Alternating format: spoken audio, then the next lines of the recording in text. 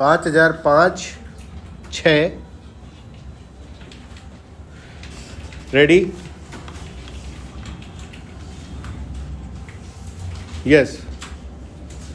उपाध्यक्ष महोदय, वित्त मंत्री को देश की आर्थिक स्थिति और निर्धनता के संबंध में जितनी जानकारी प्राप्त होती है उतनी किसी अन्य मंत्री को संभव नहीं होती।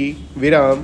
बजट बनाते समय वैसे तो बजट में आय व्यय का ब्यौरा होता ही है, लेकिन मूल रूप में देश की आर्थिक नीतियों में किस प्रकार का परिवर्तन हो तथा किस मार्ग पर वह देश को चलाना चाहते हैं, सरकार का लक्ष्य क्या है, इस सब नीतियों का बजट में विवरण होता है। विराम। हमारे वित्त मंत्री चाहे जिस पद पर भी रहे हों, चाहे वे मुख्यमंत्री रहे हों या केंद्रीय सरकार में रहे हों, उन्होंने शानदार काम किया। विराम। जिस समय उन्होंने बजट प्रस्तुत किया उस समय देश को और विशेष रूप से गरीबों को उनसे बहुत सी आशाएं थी। विराम। देश में लगभग 6 लाख गांव हैं, उनमें जो बेरोजगारी है, गरीबी है, उसके संबंध में देश की जनता को उनसे बड़ी आशाएं थी और जनता देखना चाहती थी कि इस अवसर पर सरकारी नीतियों के द्वारा देश को वे क्या मार्गदर्शन देना चाहते हैं। विराम। इस दृष्टि से 3 महत्वपूर्ण बातें इस समय देश के सामने थी। देश की आर्थिक विकास तेजी से हो, अधिक लोगों को काम मिल सके और मूल्यों में स्थिरता आए। विराम।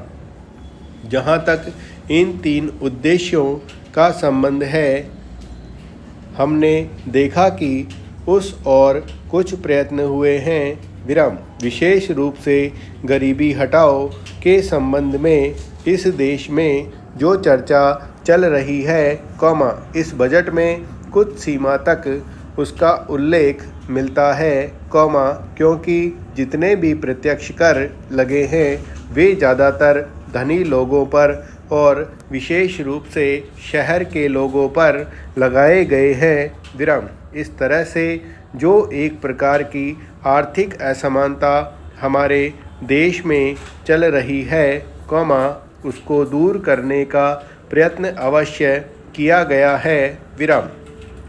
लगभग 5 दशक पूर्व जब हमारा देश स्वतंत्र हुआ था, उस समय देश में जितने सरकारी कर्मचारी थे, वे ऐसा समझ बैठे थे कि अब तक देश में जिस तरह से अंग्रेज़ों का प्रशासन चल रहा था उस तरह से काम नहीं चलेगा, क्योंकि कांग्रेस के जो नए लोग आए थे, जो मंत्री बने थे, वे लोग धन के मामले में त्यागी आदमी हैं, धन से उनको मोह नहीं है।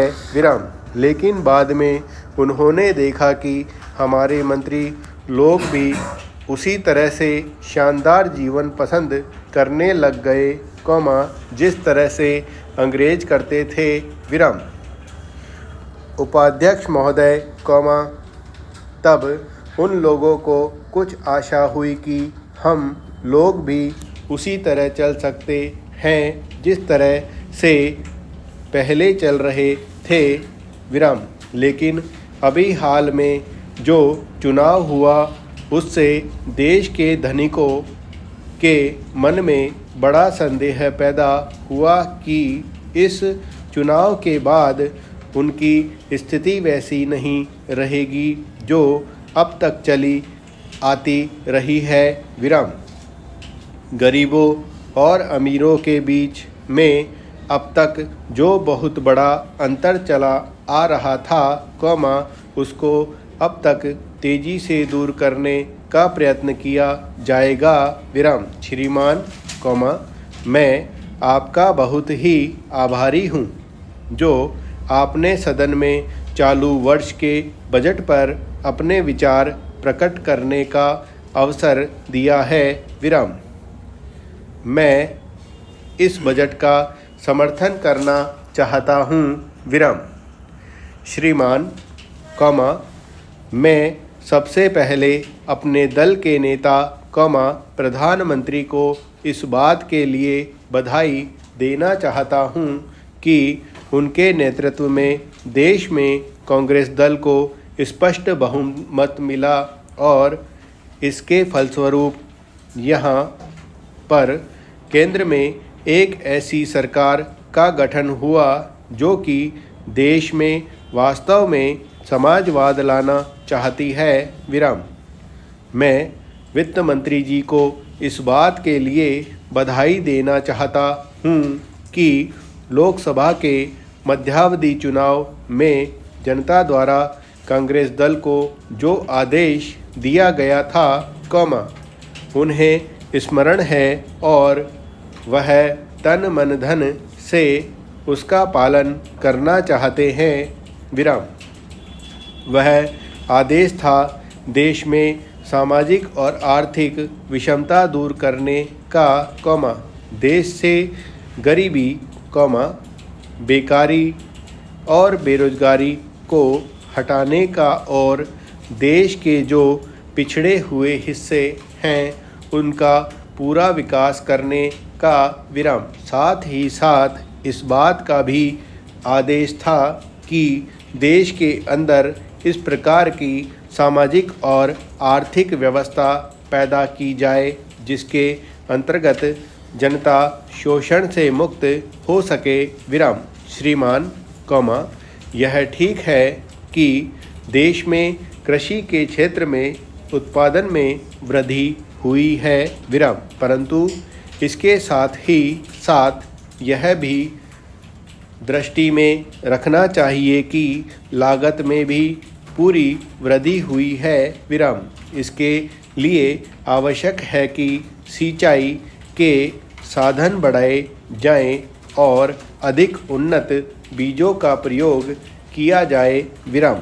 आज कृषकों को कृषि के यंत्र मिलने में बहुत कठिनाई हो रही है, जैसे छोटे छोटे ट्रैक्टरों का देश में बड़ा अभाव है। विराम। उनके बनाने के लिए शीघ्र नए कारखाने खोले जाएं, जिससे कृषकों को जल्द से जल्द ट्रैक्टर मिल सके। विराम। देश तभी प्रगति करेगा, हमारा ऐसा विश्वास है। विराम।